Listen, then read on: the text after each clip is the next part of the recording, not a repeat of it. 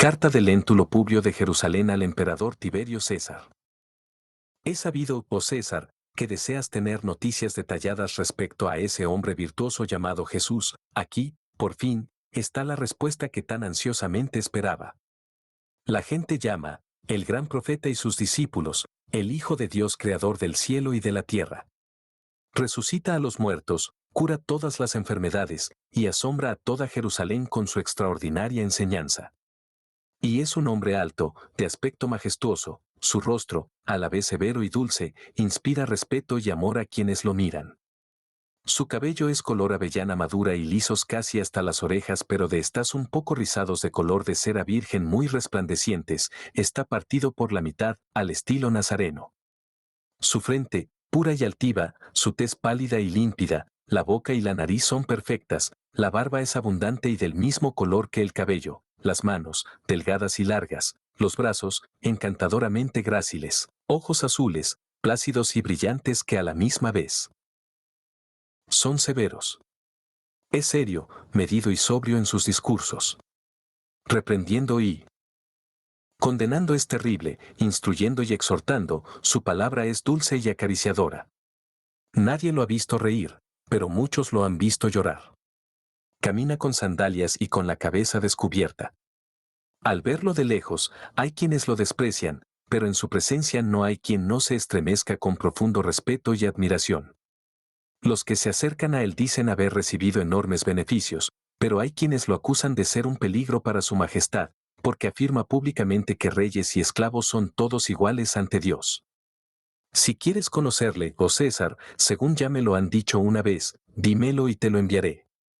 Aun cuando no ha seguido estudios, conoce todas las ciencias. Los hombres dicen no haber visto jamás un hombre semejante, ni haber oído una doctrina como la suya. Muchos creen que es un dios, otros aseguran que es tu enemigo, oh César.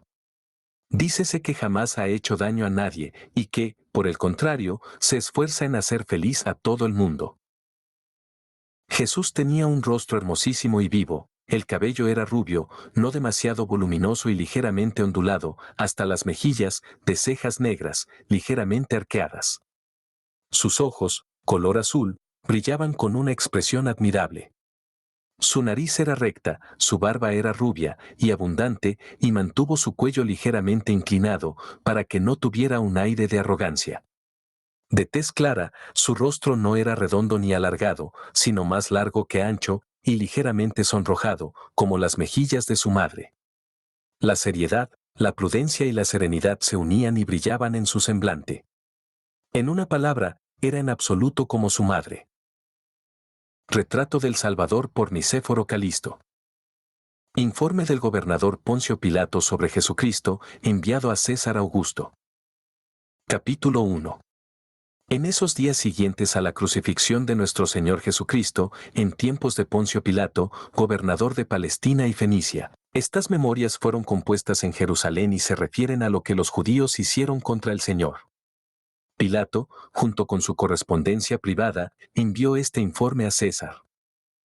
Al excelentísimo, piadosísimo, divino y terrible César Augusto, gobernador de la provincia oriental, Pilato. Su excelencia, el informe que le voy a hacer viene de que me siento refrenado por el miedo y el temblor. Porque ya sabe que en esta provincia que yo gobierno, única entre las ciudades en el nombre de Jerusalén, el pueblo judío en masa me entregó a un hombre llamado Jesús, acusándolo de muchos delitos que no podían demostrar con razones suficientes. Había entre ellos una facción enemiga porque Jesús les dijo que el sábado no era un día de descanso o fiesta para guardar. Hizo muchas curaciones aquel día, devolvió la vista a los ciegos y la facultad de andar a los cojos, resucitó a los muertos. Limpió a los leprosos, curó a los paralíticos, sin poder tener impulsos corporales ni erección de los nervios, sino solo voz y articulaciones, dándoles fuerzas para caminar y correr. Y extirpó toda enfermedad con el uso de su palabra. Otra acción nueva, más asombrosa, desconocida entre nuestros dioses, resucitó a un muerto de 4 días con solo hablarle, y es de notar que la sangre ya se le había coagulado y estaba podrido por los gusanos que le salían del cuerpo y despedía mal olor a perro. Entonces, al verlo inmóvil, como estaba en la tumba, le ordenó que se levantara y corriera, y él, como si no tuviera el menor cadáver, sino como un novio que sale de la cámara nupcial, así salió del sepulcro, rebosante de perfume. Capítulo 2. Y a algunos extranjeros que estaban poseídos por demonios, que habitaban en los desiertos y comían su propia carne, comportándose como bestias y como reptiles, a ellos hizo ciudadanos honrados, y los hizo sabios con su palabra, y los preparó para ser sabios, poderosos y gloriosos, y para tener comunión con todos los que odiaban a los espíritus inmundos y perniciosos que en otro tiempo moraban en ellos, a los cuales arrojó a lo profundo del mar. Capítulo 3. Además, había otro que tenía la mano seca. Es decir, no solo su mano, sino toda la mitad de su cuerpo estaba petrificada, de modo que no tenía figura de hombre ni dilatación de músculos. Con solo una palabra y estaba sano. Capítulo 4. Había otra mujer con problemas de sangrado, cuyas articulaciones y venas estaban agotadas por el flujo de sangre, al punto que ya ni siquiera se podía decir que tenía un cuerpo humano. Parecía más un cadáver. Incluso había perdido su voz. Era la gravedad de su estado que ningún médico en el territorio encontró la manera de curarla, ni siquiera de darle una esperanza de vida. Una vez Jesús pasaba a escondidas y la mujer, sacando fuerzas de su sombra, lo tocó por detrás en el borde de su túnica. Inmediatamente sintió una fuerza llenando sus vacíos y, como si nunca hubiera estado enferma, comenzó a correr ágilmente hacia su ciudad, Cafarnaún, caminando de tal manera que casi igualaba a cualquiera que lo hiciera. Caminó de una vez el tiempo de 6 días. Capítulo 5. Esto que acabo de contar con toda meditación, lo hizo Jesús en sábado, y además hizo otros milagros mayores que estos, de modo que pienso que sus hazañas son superiores a las que hacen los dioses adorados por nosotros. Capítulo 6. Este, pues, es aquel a quien Herodes, Arquelao, Filipos, Anás y Caifás me entregaron en connivencia con todo el pueblo, apremiándome para que lo juzgara. Sin ofensa ni maldad, mandé que fuera crucificado después de sometiéndolo a la flagelación. Capítulo 7. Y mientras lo crucificaban, vino una oscuridad que cubrió toda la tierra. Dejando el sol oscurecido en medio del día, y haciendo aparecer las estrellas, las cuales no resplandecían, la luz cesó de resplandecer, como si todo había sido manchado con sangre, y el mundo del infierno fue tragado. Y con la caída del infierno incluso lo que se llamaba el santuario desapareció de la vista de los mismos judíos, y finalmente, por el eco repetido del trueno, se abrió una grieta producida en la tierra. Capítulo 8.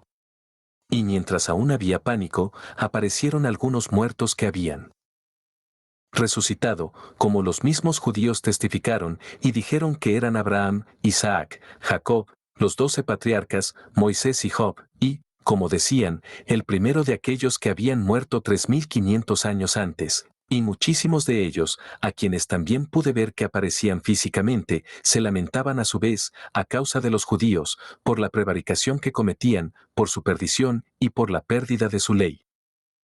Capítulo 9. El temor del terremoto duró desde el viernes hasta la hora 9 del viernes.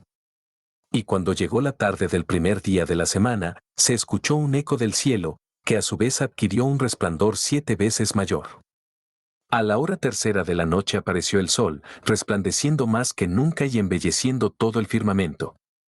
Y así como el relámpago cae de repente en invierno, así de repente aparecieron algunos hombres, exaltados por sus vestiduras y por su gloria, que tenían voces como el sonido de grandes truenos, diciendo: Jesús, el que fue crucificado, acaba de resucitar. Levanta del abismo a los que están atrapados en las profundidades del infierno. Y fue tan grande la grieta de la tierra que parecía no tener fondo, pues dejaba ver los cimientos mismos de la tierra, en medio de los gritos de los que estaban en el cielo y paseaban físicamente en medio de los muertos que acababan de resucitar. Y el que dio vida a los muertos y ató al infierno dijo: Den esta advertencia a mis discípulos, él va delante a Galilea, ahí lo puedes ver. Capítulo 10. Toda aquella noche la luz no cesó de brillar. Y muchos de los judíos perecieron, absorbidos por la hendidura de la tierra, de modo que al día siguiente una gran parte de los que habían estado contra Jesús ya no estaban allí.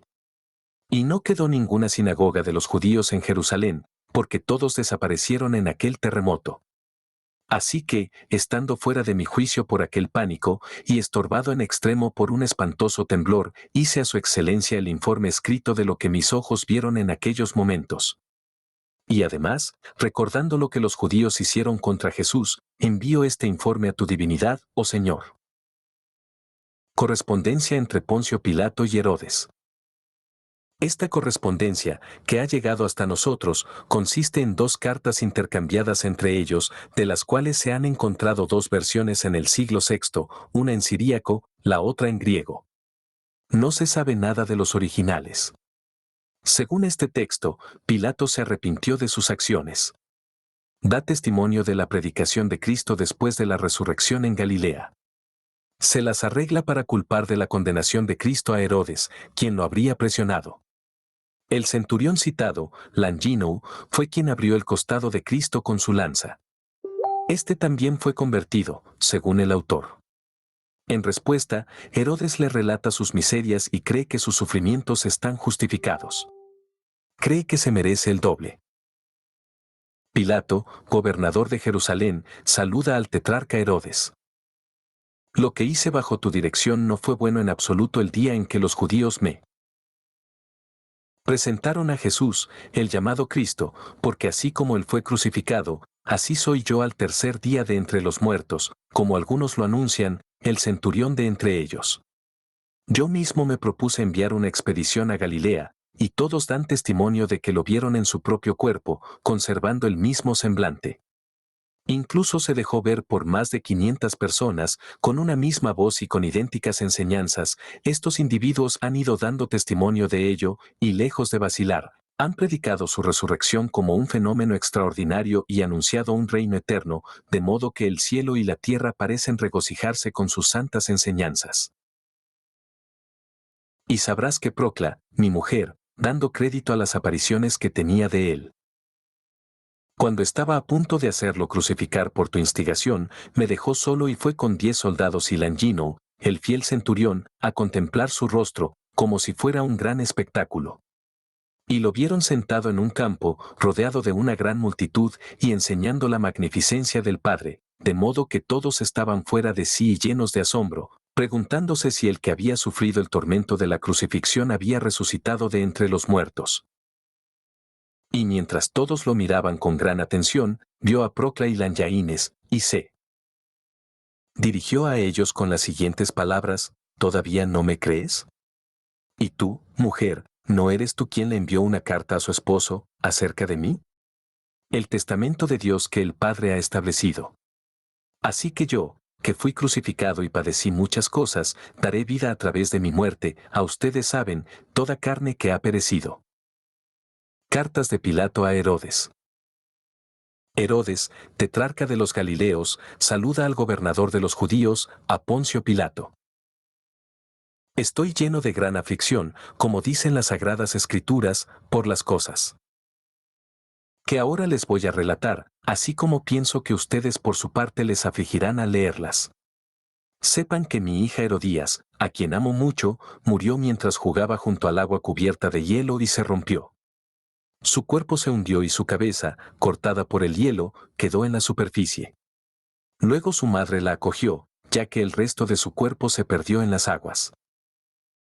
Ahora mi mujer, llorando, aprieta la cabeza contra las rodillas, y toda mi casa se entrega a un dolor sin fin.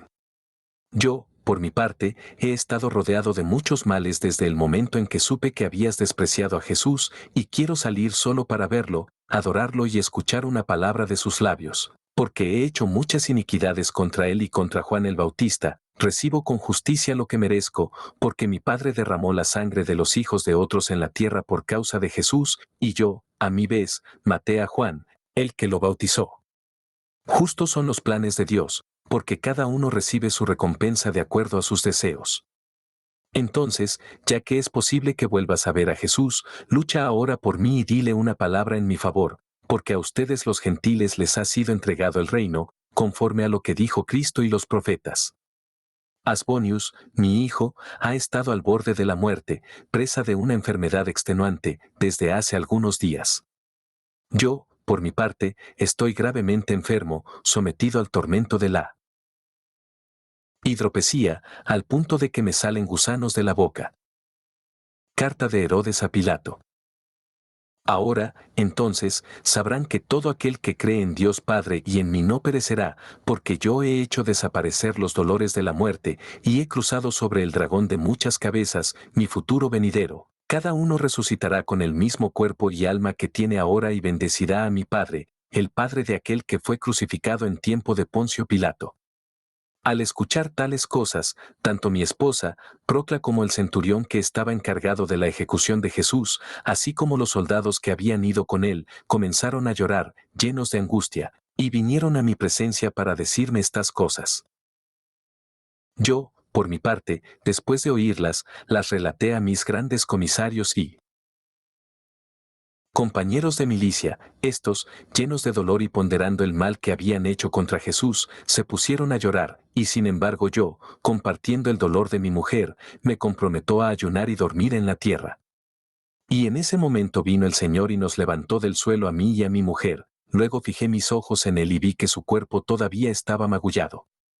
Y puso sus manos sobre mis hombros, diciendo, Bienaventurado te llamarán todas las generaciones y pueblos, porque en tu tiempo el Hijo del Hombre murió y resucitó, y ahora subirá al cielo y se sentará sobre todo. Y todas las tribus de la tierra se darán cuenta de que yo soy el que juzgará a los vivos y a los muertos en el último día. Mi esposa incluso perdió su ojo izquierdo debido a la desgracia que sucedió en mi casa. Justos son los propósitos de Dios, porque insultamos.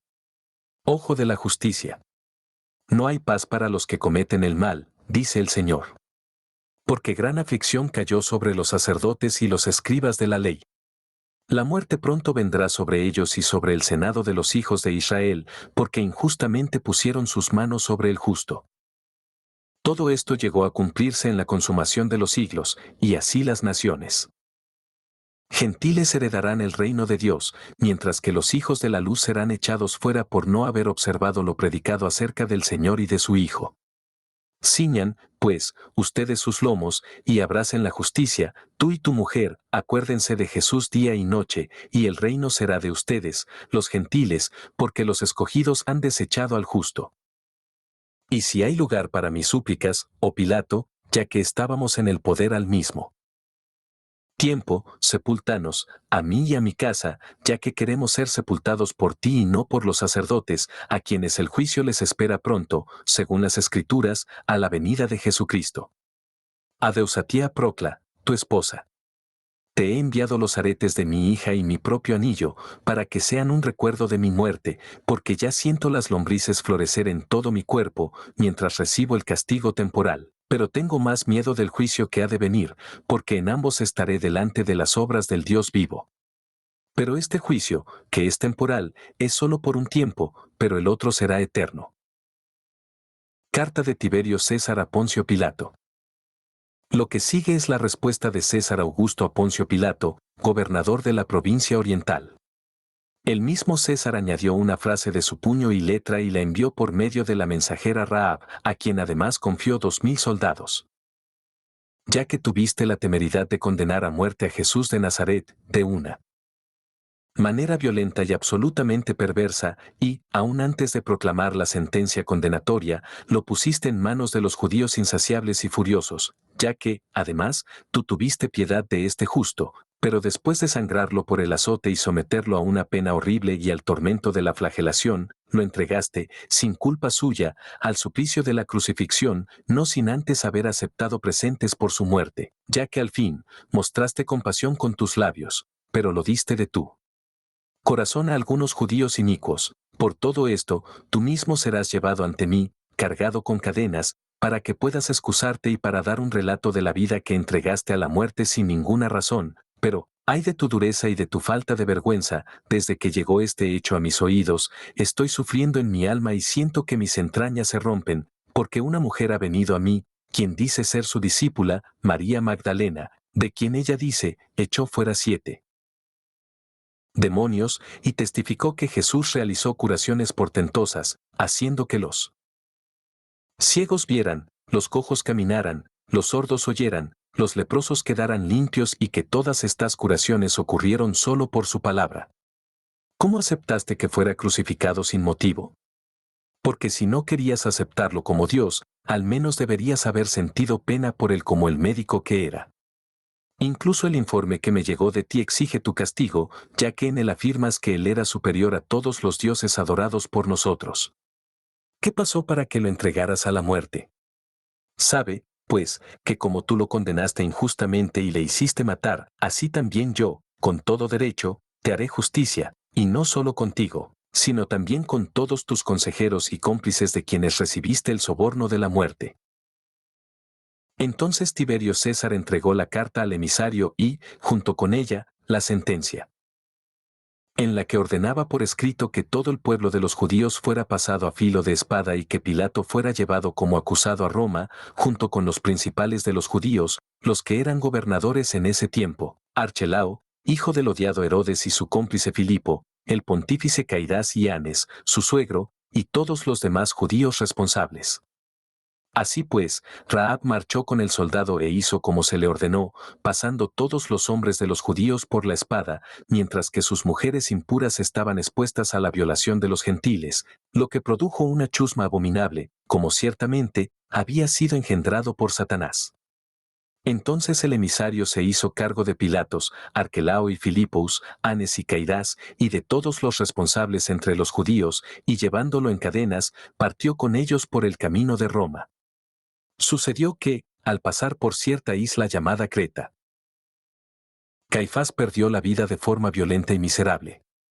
Así que se lo llevaron para enterrarlo, pero ni aun la tierra se dignó admitirlo en su seno, ya que lo echó fuera.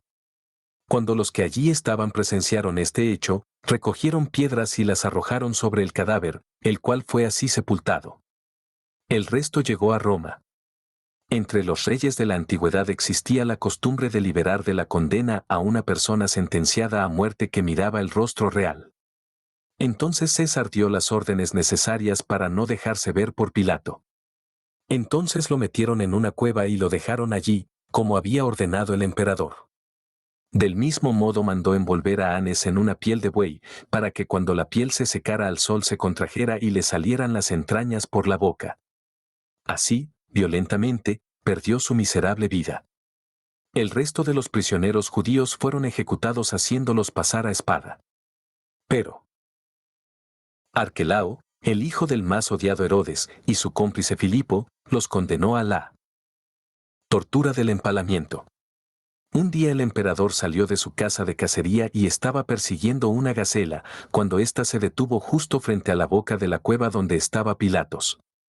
Cuando estaba a punto de ser ejecutado, Pilato trató de fijar su mirada en César, pero no pudo hacerlo porque la gacela se paró frente a él. Entonces César disparó una flecha, apuntando al animal, pero el proyectil atravesó la entrada de la cueva y mató a Pilato. Todos los que creen que Cristo es el Dios verdadero y nuestro Salvador, glorifíquenle y denle gracias, porque a Él pertenecen la bienaventuranza, el honor y el culto con su Padre en el principio y su Espíritu consustancial, ahora y por los siglos de los siglos y las eras de eras. Amén.